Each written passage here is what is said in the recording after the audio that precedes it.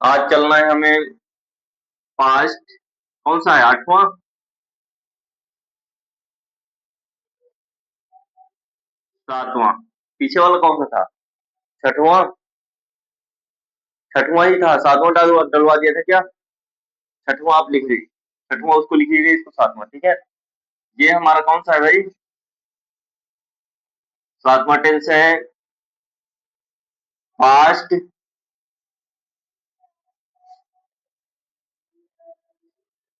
Past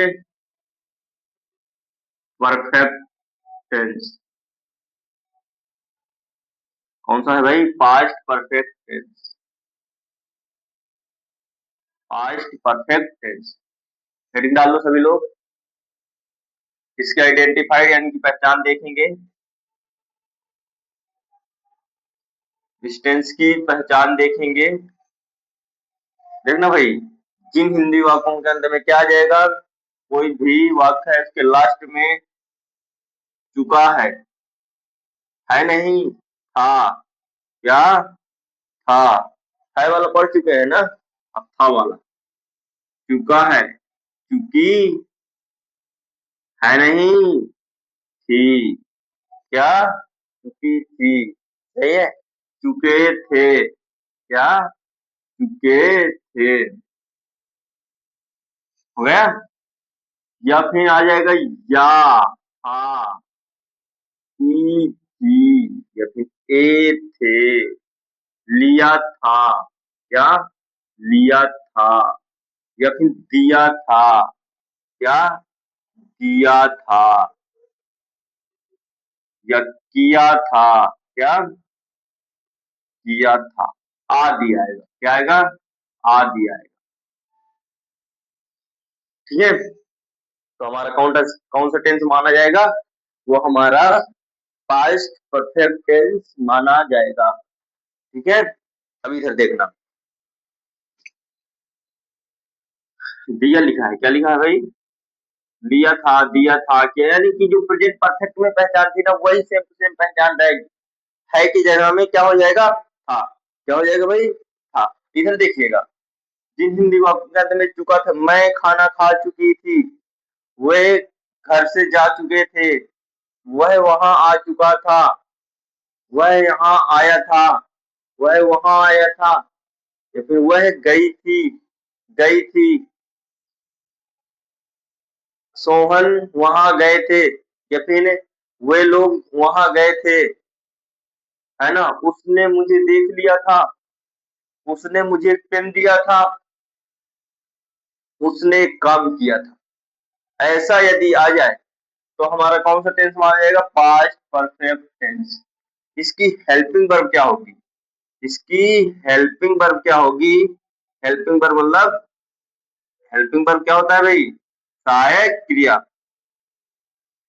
helping verb यानी कि सहायक क्रिया क्या होगी? क्या सहायक क्रिया। इसमें सहायक क्रिया ओनली हेड लगेगी। क्या लगेगी? हेड। और ये हेड एक वचन का करता हो, यानी कि सिंगुलर सब्जेक्ट हो या फिर प्लूरल सब्जेक्ट हो। सिंगुलर सब्जेक्ट प्लूरल सब्जेक्ट समझ रहे हो, एक वचन का करता है या फिर बहुवचन का। यानी कि सिंगुलर सब्जेक्ट हो, क्या हो? सिंगुलर सब्जेक्ट और प्लूरल दोनों के साथ लगता है। प्लूरल, सिंगुलर और प्लूरल। अब एक एक वचन बहुवचन लिख सकते हो, ठीक है। प्लूरल सब्जेक्ट यानी कि सिंगुलर सब्जेक्ट के साथ और प्लूरल सब्जेक्ट के साथ, दोनों के साथ इसका हेड का प्रयोग किया जाएगा। लेकिन वर्ब, वर्ब की कौन सी फॉर्म लगेगी? वर्ब की थर्ड फॉर्म लगेगी। कौन सी फॉर्म? थर्ड फॉर्म लगेगी। इसमें इसमें वर्ब की यानी कि क्रिया की, वर्ब की यानी कि क्रिया की, किसकी? क्रिया की। इसमें वर्ब की थर्ड फॉर्म लगती है। इसमें वर्ब की थर्ड फॉर्म लगती है। कौन सी फॉर्म लगती है भाई? थर्ड फॉर्म लगती। थर्ड फॉर्म का मतलब ये है कि जैसे मैंने बोल दिया गो, ये मीन्स जाना होता है। बेंट माने भी जाना, बेंट मीन्स भी जाना, और गॉन माने भी जाना। क्या? जाना। गॉन मीन्स भी जाना। अब इनका सेंस आ गए, गए वगैरह, लेकिन है तो जाना, चाहे गए बोलो चाहे जाओ बोलो, सब जाना के सेंस में ही आएगा। और देखना गोइंग भी होता है। क्या? गोइंग और गोज, गो जाता है। क्या आता है? गोज। फिफ्थ फॉर्म होती है क्रिया की। कितनी form? Fifth form. First form, second form, third form, fourth और फिफ्थ। ये जो, ये बहुत यूज होती हैं, इनको आपको किताब से याद करना पड़ेगा, मैं लिखवा दूंगा। ठीक है। गो, वेंट, गॉन। जाना की स्पेलिंग गो भी रख सकते हैं, वेंट भी रख सकते हैं, ये भी रख सकते हैं। इसको कब रखेंगे, इसको कब रखेंगे, इसको कब रखेंगे? टेंस के अनुसार। किसके अनुसार? टेंस के प्रयोग के अनुसार। इस प्रयोग में क्या कहा गया है कि इस टेंस में क्या कहा गया है कि हैड का प्रयोग करेंगे, लेकिन इसमें जो मुख्य क्रिया आएगी, क्या आएगी? मुख्य क्रिया। मुख्य क्रिया की कौन सी फॉर्म लगेगी? Third form. कौन सी फॉर्म? थर्ड फॉर्म लगेगी। इसमें थर्ड फॉर्म लगा देंगे। ठीक है। गॉन लगेगा। क्या लगेगा? गॉन। वो की स्पेलिंग मतलब जाने के, वो वे जा चुके थे, ऐसे बोल दिया तो दे बने जाना हो गया, और इसके बाद हैड लगेगा हेल्पिंग वर्ब, और गो मीन्स जाना। तो गो की कौन सी फॉर्म? ये गॉन। थर्ड फॉर्म लगा दिए, ये बात। ठीक है। इसके अलावा आप समझ गए होंगे इसका मतलब क्या हुआ। अब चलते हैं हम कुछ रूल में। इसमें रूल नंबर में चलते हैं। रूल नंबर जो भी है, एक दो डाल लीजिए, एक या दो कुछ भी है डाल लीजिएगा। इसमें हम चलते हैं, इसमें गॉन में। गॉन में, गॉन तो आ गया ना? नहीं आया? हाँ। ठीक है। अब सुनो, पीछे के पूरे आने चाहिए, इसमें थोड़ा सा लंबा हो रहा है, ये थोड़ा सा लंबा हो जाएगा। ठीक है। क्या हो जाएगा? लंबा हो जाएगा, ध्यान रखना। रूल नंबर वन, ये रूल नंबर वन कहता है कि इसमें यह है टेंस दो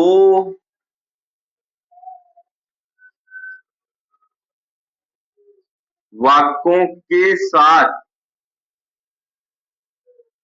भी बनता है, बनता है। यानी कि इसमें दो दो वाक्य। और देखना पहला रूल, इस टेंस में, इस टेंस यानी कि वाक्य, ठीक है, इस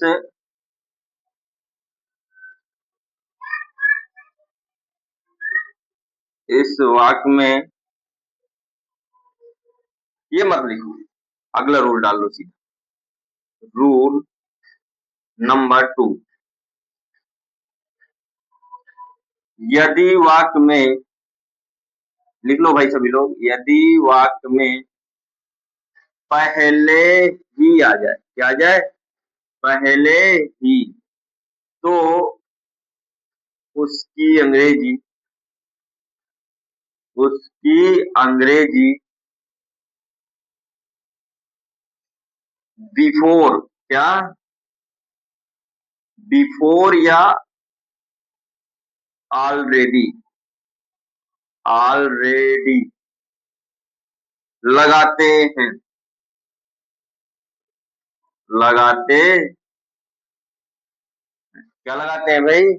बिफोर या ऑलरेडी लगाते हैं। ध्यान से देखना इधर आप।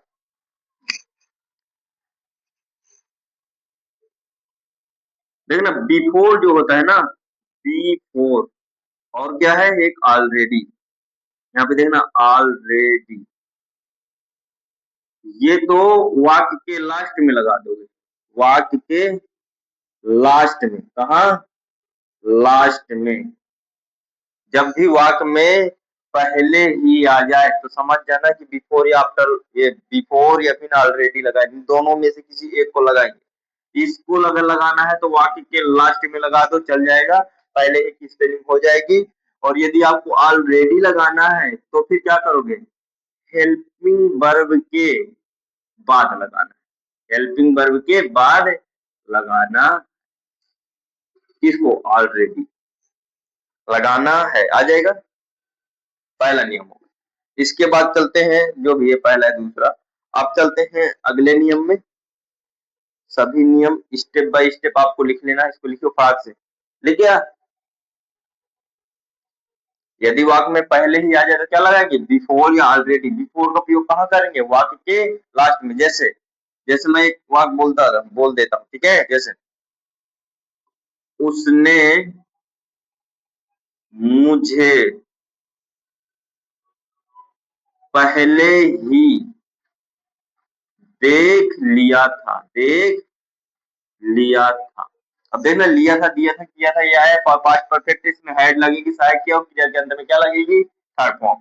ठीक है, उसने, कौन देखा, उसने, कर्ता तो उसने ही है, तो इसका उसने की स्पेलिंग क्या होगी, ही होगी कर्ता रूप में। ठीक है, ही, इसके साथ हेड लगेगा, क्या लगेगा, हेड। अब सुनो, पहले ही की स्पेलिंग हम कहाँ लगा देंगे, बिफोर लगा देंगे, तो कहाँ रखेंगे, लास्ट में। देखना, सी मिस देखना, सी माने देखना। अब सी की कौन सी फॉर्म, थर्ड फॉर्म, तो सी की सीन फॉर्म, सीन होती है थर्ड फॉर्म, मैंने बताया कि थर्ड फॉर्म लगाना है। सी, सा और सीन, ये first form, second form, third form, तो ये वाली फॉर्म लगेगी थर्ड फॉर्म। ठीक है, तो हमने लगा दिया। तो कर्ता, सहायक क्रिया, अब क्रिया के बाद कर्म, कर्म इसमें मी माने मुझे है, और अन्य शब्द इसमें क्या दिख रहा है, कुछ नहीं दिख रहा, जो बचा हुआ है वही भाग अन्य शब्द। तो ये पहले ही क्या है, बिफोर लगा देंगे, लास्ट में क्या लगा देंगे, बिफोर। या फिर आप इसको ऑलरेडी लगा दो, कैसे लगाओगे, ही की जगह में ही, हैड की जगह में हैड, और हैड के तुरंत बाद ऑलरेडी लगाना है, हेल्पिंग वर्ब के बाद लगाना है किसको, ऑलरेडी को, बिफोर को कहाँ लगाना है, लास्ट में। यदि आप ये वाला बनाएंगे, कौन वाला, ये वाला, तो इस तरह बनाएंगे। और इसी को यदि ऑलरेडी का प्रयोग करके बनाना है तो इस तरह, ही हैड ऑलरेडी, क्या, ऑलरेडी, ही हैड ऑलरेडी, और आप क्या कर देंगे, सीन मी, बन जाएगा, क्या हो जाएगा, बन जाएगा। तुम लिख रहे हो, नहीं लिख रहे, ठीक है, फिर अभी मैं इसको बताऊंगा। तो ये नियम अब हम ऊपर देखते हैं, ठीक है, इसको लिंक है ना भाई, ये अगला नियम देखिए,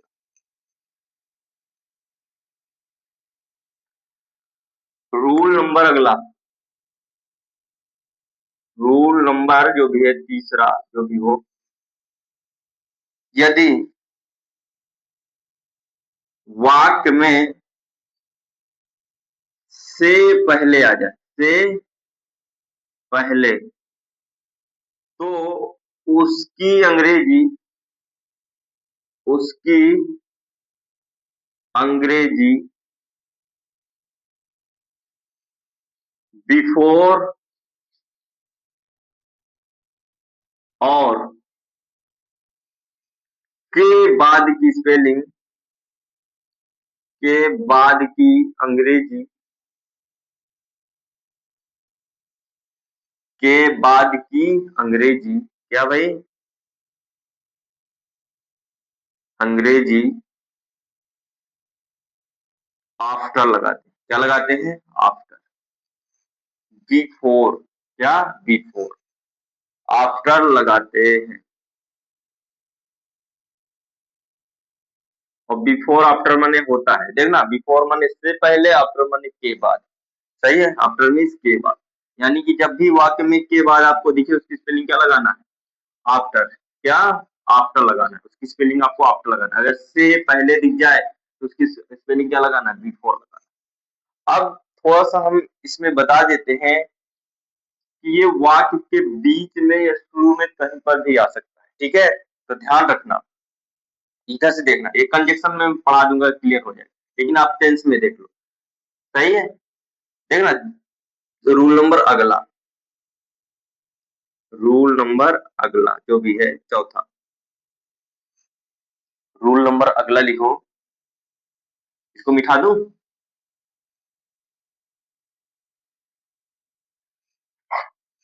रूल नंबर अगला, अगला यहीं पे लिख देते हैं। चौथा, जो काम पहले होता है, जो काम पहले होता है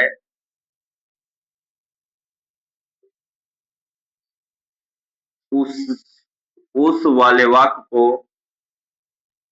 उस वाले वाक्य को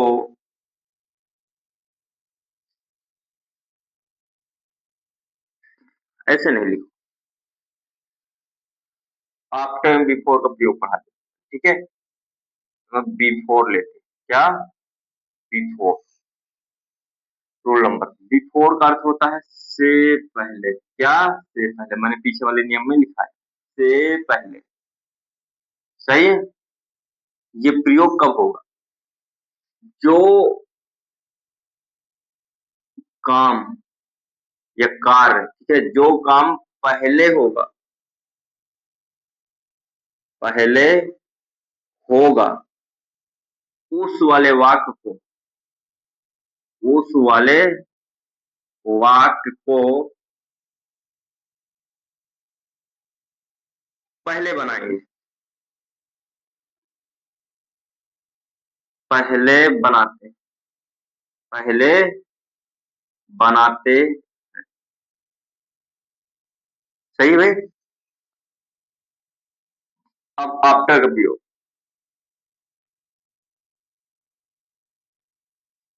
अब आफ्टर का देखते हैं। देखना, जो काम पहले होगा उस वाले वाक्य को पहले बनाते हैं, और यहाँ पे ऐसे लिख सकते हो, और जो काम बाद में होगा उसे बाद में बनाते, उस वाले वाक्य को, उस वाक्य को, उस वाले वाक्य को, उस वाले वाक्य को बिफोर के बाद बनाते, फोर के बाद बनाते, ये बाद में बनाते। आप सीधा से ऐसे रखो, ये आपको कंफ्यूजन कर देगा, ठीक है। पहले बनाते, सीधा, मैं बाद में बताऊंगा, इसको ट्रिक बता दूंगा, ठीक है। ये आफ्टर देखते हैं, क्या, आफ्टर, आफ्टर होता है के बाद, क्या इसकी स्पेलिंग होती है, के बाद। यदि वाक्य में के बाद समझ आ जाए तो समझ जाना वहां पे क्या लगेंगे, आफ्टर। ये दोनों दो वाक्यों को जोड़ते होंगे, क्या करेंगे, जोड़ेंगे, ठीक है। ये दोनों बिफोर या आफ्टर, ये कंजक्शन के रूप में यूज होते हैं ज्यादातर। इधर देखना आप, के बाद, जो काम बाद में होता है, जो काम बाद में होता है उस वाले, उस वाले वाक्य को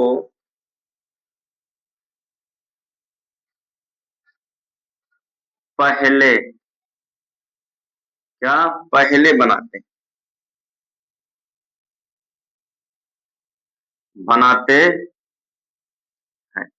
और जो काम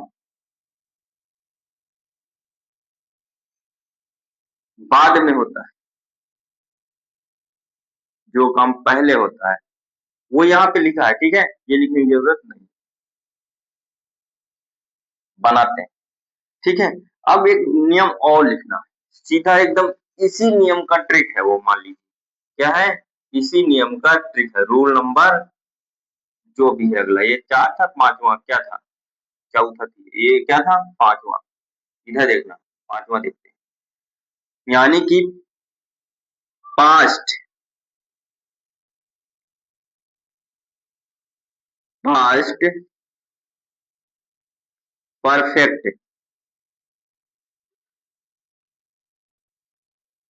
टेंस को पहले बनाते हैं, पहले बनाते हैं और पास्ट इंडेफिनिट टेंस को पास्ट पास्ट इंडेफिनिट टेंस को इंडेफिनिट टेंस को बाद में बनाते बाद में बनाते हैं। दोनों वाक्यों के बीच में तथा दोनों वाक्यों के बीच में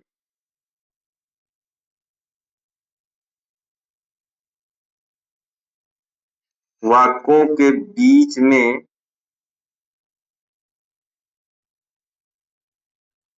आफ्टर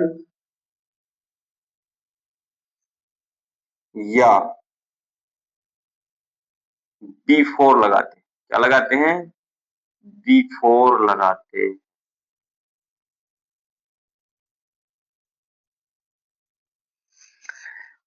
आपको ये रटने वटने की जरूरत नहीं है, ये आपको लिख लेना है। आप जब एक बार इसको पढ़ लोगे, इसके बाद मैं एग्जाम्पल बताऊंगा, आपको फटाफट आ जाएगा, ये रटना उठना नहीं पड़ेगा। ठीक है, आप लिख भर लीजिए। हो गया? तो हम आगे चले। एग्जाम्पल्स मैं बताऊंगा, पूरे नियम में हो गए। ये 5वां नियम है, ये पूरे हो गए। ठीक है, जो भी और बचेगा मैं बताता रहूंगा बीच बीच में। आप इतना लिखिए। अभी हम चलते हैं इसके एग्जाम्पल्स में। किसमें चलेंगे? एग्जाम्पल्स में चलते हैं। ठीक है, आपको इसको जल्दी से नोट करिए।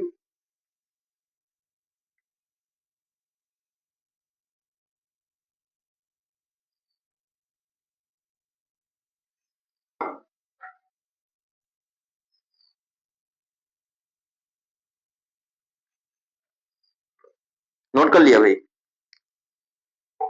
नोट कर लिया तो हम चलते हैं एग्जाम्पल्स। किसमें? एग्जाम्पल्स में। एग्जाम्पल्स में क्लियर हो जाएगा सारी चीजें। ठीक है, इधर देखिए आप। देखना, मैं एग्जाम्पल्स में क्या करूंगा, एग्जाम्पल्स। क्या? एग्जाम्पल्स। पहला एग्जाम्पल्स वह है वह है बाजार में कपड़े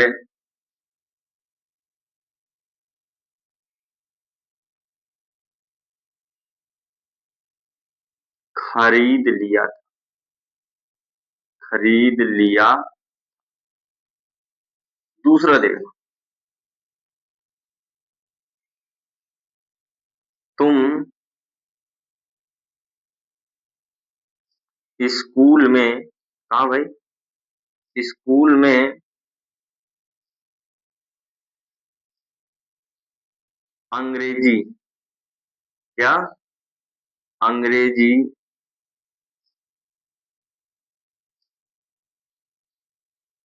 पढ़ चुके थे। पढ़ चुके थे।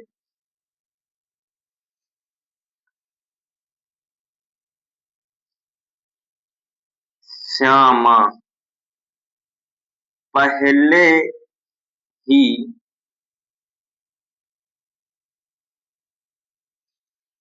पहले ही अंग्रेजी पढ़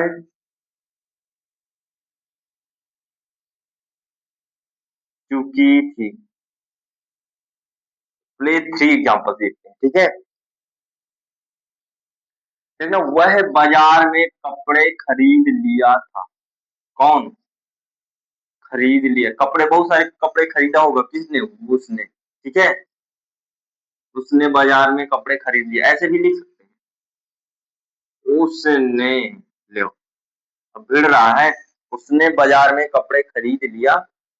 देखना, पॉजिटिव है, पॉजिटिव में ही होगा। उसने की स्पेलिंग करता। करता के बाद सहायक इसमें हैड लगती है। मैंने बताया था कि एक वचन हो चाहे बहुवचन, दोनों के साथ हैड का प्रयोग करते हैं। फिर इसके बाद खरीदना।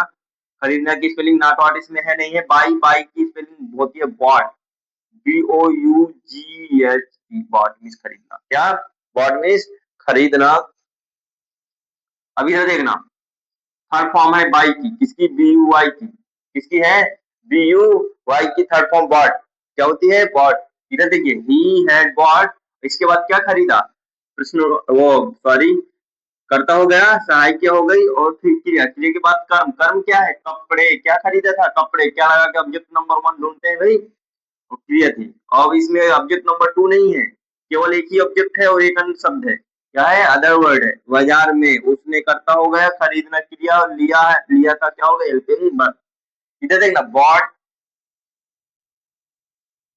The clothes. क्लोथ्स,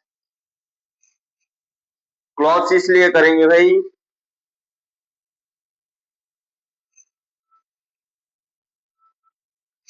क्लॉथ्स इसलिए करेंगे क्योंकि बहुत सारे कपड़े हैं, है ना, इसलिए क्लॉथ्स। अब इधर देखना, द क्लॉथ, क्लॉथेस हो जाएगा क्या? बना लेना। He had bought the cloth, बहुवचन ही है।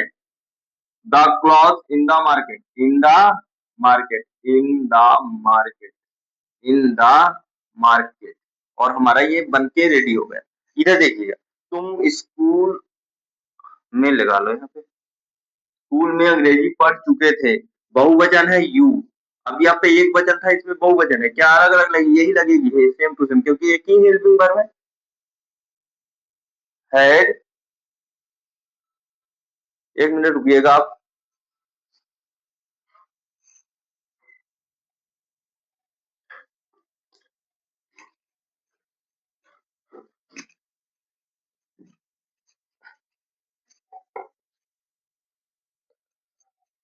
तो तुम स्कूल में अंग्रेजी पढ़ चुके थे, ये बनाना था हमें, तो हमने कर्ता रख दिया, हेल्पिंग वर्ब रख दिया, इसके बाद क्रिया, पढ़ना, रीड, रीड, और रीड की कौन सी फॉर्म? Third form. तो थर्ड फॉर्म क्या होती है? ये रीडे की रीडे होती है। मैंने आईएनजी फॉर्म तो नहीं इसमें बताया, नहीं बताया, आईएनजी फॉर्म किसमें था? उसमें था। इसमें इधर देखना, बॉट, ये कौन सी फॉर्म थी? थर्ड फॉर्म थी। कौन सी फॉर्म? थर्ड फॉर्म थी। सही है। तो यू हैड रीड, रीड हो गया, रीड के बाद क्या आएगा? सब्जेक्ट हो गया, हेल्पिंग वर्ब हो गई, क्रिया हो गई, क्रिया के बाद कर्म। कर्म क्या है? अंग्रेजी। क्या पढ़ रहे थे? अंग्रेजी। क्या लगा के क्या ढूंढते हैं? Object number 1। तो इसमें the English, read the English, the English, read the English, और इसके बाद स्कूल में, in the school, in the school, बन गया। इसको देखना, श्यामा पहले ही अंग्रेजी पढ़ चुकी थी, इसको हम दो प्रकार से बना सकते हैं, एक ऑलरेडी का प्रयोग करके और एक बिफोर का प्रयोग करके। मैंने बताया था पीछे वाले रूल में कि पहले ही की अंग्रेजी हम क्या रखते हैं? बिफोर, और एक ऑलरेडी। बिफोर यदि लगाना है तो वाक्य के लास्ट में लगा देंगे बिफोर, और यदि हमें ऑलरेडी लगाना है पहले ही की स्पेलिंग, तो कहाँ लगाएंगे? हेल्पिंग वर्ब के जस्ट बाद ऑलरेडी लगा देंगे। इसको दो प्रकार से बना सकते हैं, आप जो चाहो वो बना दो, दोनों सही है। यदि वो कह रहा है कि ऑलरेडी का प्रयोग करके बनाओ, तो ऑलरेडी का प्रयोग करके बनाना है। यदि ऑलरेडी का प्रयोग नहीं कहा है तो फिर आप सीधा जो मन करे उसी में बना दो, ठीक है। तो यहाँ पे पॉजिटिव है, तो पॉजिटिव में श्यामा का श्यामा ही होगा, पहला सब्जेक्ट रखेंगे श्यामा। इसके बाद सहायक किया, वही हैड ही लगेगी, और क्रिया की कौन सी फॉर्म? थर्ड फॉर्म, रीड का रीड। अब देखना, इसमें रीड का रीड हमने रख दिया। अब हमें क्या रखना है? पहले ही की स्पेलिंग बिफोर रखो कि आफ्टर? बिफोर रखना है कि आफ्टर? बिफोर की आफ्टर? आफ्टर। तो हम बिफोर पहले रख लेते हैं, फिर आफ्टर भी देखेंगे। तो बिफोर को हम कहाँ लगाएंगे? सबसे लास्ट में। तो श्यामा हैड रीड, रीड की कौन सी फॉर्म? थर्ड फॉर्म है ये, रीड, रीड, रीड। यहाँ रीड की गलत है क्या? अच्छा, READ होती है, क्या होती है? READ, READ, रीड, ठीक है। तो रीड, और इसके बाद the English, the English, the English. आगे पहले ही क्या हम अंग्रेजी रखना है, ये अन्य शब्द के रूप में दिखाई दे रहा है, पहले ही क्या है? सबसे लास्ट में अन्य शब्द रखा भी जाता है, तो बिफोर। एक ये बन गया। या फिर आप कैसे बना सकते हो? या फिर आप श्यामा, क्या? श्यामा और है, आप बिफोर का प्रयोग ना करके ऑलरेडी का प्रयोग कर दो। इसका ऑलरेडी का, ऑलरेडी, ये है ऑलरेडी, ऑलरेडी गलत यहाँ बोल दिया था क्या? ठीक है, ऑलरेडी है, ठीक है। श्यामा हैड ऑलरेडी यहाँ पे रखेंगे, ऑलरेडी, ऑलरेडी आप ऐसे कर लो, ठीक है, ऑलरेडी। मैंने बताया था कि हेल्पिंग वर्ब के बाद ऑलरेडी का प्रयोग करेंगे। यदि बिफोर का प्रयोग करना है तो वाक्य के लास्ट में करना है। तो दो प्रकार से इसको बना सकते हैं। श्यामा हैड ऑलरेडी, इसके बाद द रीड, क्या रीड की कौन सी फॉर्म, थर्ड फॉर्म लगेगी, ठीक है, read the English, read the English, read the English, और इसके बाद बिफोर की स्पेलिंग यहाँ हो गई। यहाँ पे बिफोर नहीं रखेंगे, ऑलरेडी हो गई, क्या हो गई, ऑलरेडी हो गई। तो आपको ये आ जाएगा, आ जाएगा। ये पहले ही यदि आज हम कितने प्रकार से बना सकते हैं, दो प्रकार से। अब एक एग्जांपल और देखना है, जो सबसे लास्ट वाला रूल था, आफ्टर बिफोर वाला। ये बिफोर अलग हो गया, बिफोर केवल किसके लिए, पहले ही के लिए। एक बिफोर और मैं बताऊंगा आगे, और उसके साथ आफ्टर भी बताऊंगा, है ना। इधर देखिएगा, उतार लिया ना इसको, कहा ये वाला, उतारो फास्ट।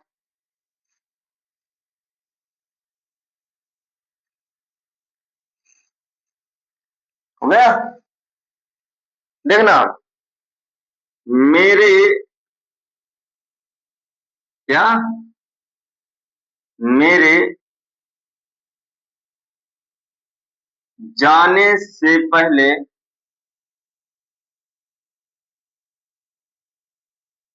मेरे जाने से पहले वह खाना, उसने खाना खा लिया, उसने खाना खा लिया था। अब ध्यान से देखना इधर, इसको समझना है, केवल कुछ नहीं समझना, इसके बाद ये खत्म। ध्यान से देखना, ये यदि हम इस वाक्य को देखेंगे तो इसमें से पहले या के बाद आपको दोनों में से कोई एक मिल जाएगा, उसको ऐसे मान लेना है गोला, या फिर माइंड में अपने रख लेना है कि इससे पहले, वो से पहले के बाद जो होगा वो एक वाक्य होगा, यानी कि एक सेंटेंस होगा, और उसके पहले एक दूसरा सेंटेंस होगा, सही है। उसके उधर एक सेंटेंस होगा, इधर दूसरा सेंटेंस होगा, या फिर दूसरा इधर कहो, कुछ भी कहो, एक इधर होगा एक उधर होगा। तो जो आप एक इन दोनों में से एक सेंटेंस को पहचानोगे कि वो कौन सा टेंस है, तो ये तो समझ में कम आ रहा है भाई, ये समझ में कम आ रहा है। एक ही मात्रा है, बताओ कौन सा टेंस है, पास्ट इंडेफिनिट। लेकिन हमें अभी समझ में नहीं आ रहा, तुम्हें समझ में नहीं आया कि पास्ट इंडेफिनिट कैसे है ना भाई। एक ही मात्रा बताया था, आ ई ए। अब बताओ, ये एक फुल फॉर्म में आ जाता तो क्या होता, और पाई मात्रा में आ जाता सेंस फॉर्म, तो ये पास्ट इंडेफिनिट है। लेकिन अभी आप छोड़ो इसको, इसको हम ये नहीं देखना कि कौन सा टेंस है। आपको और भी देखो इसमें, जो सरल टेंस दिख रहा हो आपको, आप यहाँ पे देख रहा लिया था, अब लिया था, दिया था, किया था, ये सारी पहचान यहाँ दिख रही है। इसका मतलब ये से पहले के बाद वाला जो सेंटेंस है वो हमारा कौन सा सेंटेंस है, पास्ट परफेक्ट टेंस। तो आप ध्यान से देखिएगा, मेरे जाने से पहले उसने खाना खा लिया था, से पहले के इधर मेरे जाने जो है ये एक दूसरा टेंस है, और उसके बाद जो है से पहले के इधर वाला जो भी भाग है, ये वाला भाग, ये हमारा दूसरा टेंस होगा। आपको इसमें तो समझ में नहीं आ रहा है कौन सा टेंस है, मान लीजिए नहीं आ रहा, और इसमें समझ में आ रहा होगा आपको, कोई लिया था, आपको पता चल गया कि ये कौन सा पास्ट परफेक्ट टेंस। यदि एक टेंस हमारा पास्ट परफेक्ट टेंस है तो दूसरा जरूर से जरूर याद कर लेना है कि पास्ट इंडेफिनिट टेंस होगा। किसका होगा, यानी पास्ट परफेक्ट के साथ हमेशा पास्ट इंडेफिनिट होगा। किस टेंस में, पास्ट परफेक्ट टेंस में, जब डबल वाक पढ़ते हैं, ठीक है। पास्ट इंडेफिनिट टेंस होगा, कौन सा टेंस होगा, पास्ट इंडेफिनिट। कौन सा टेंस होगा, पास्ट इंडेफिनिट टेंस होगा, पास्ट इंडेफिनिट टेंस, ठीक है। अब देखना इधर, नियम हमारा कहता है कि जो, ये ब्लिंक कहां से कर जाता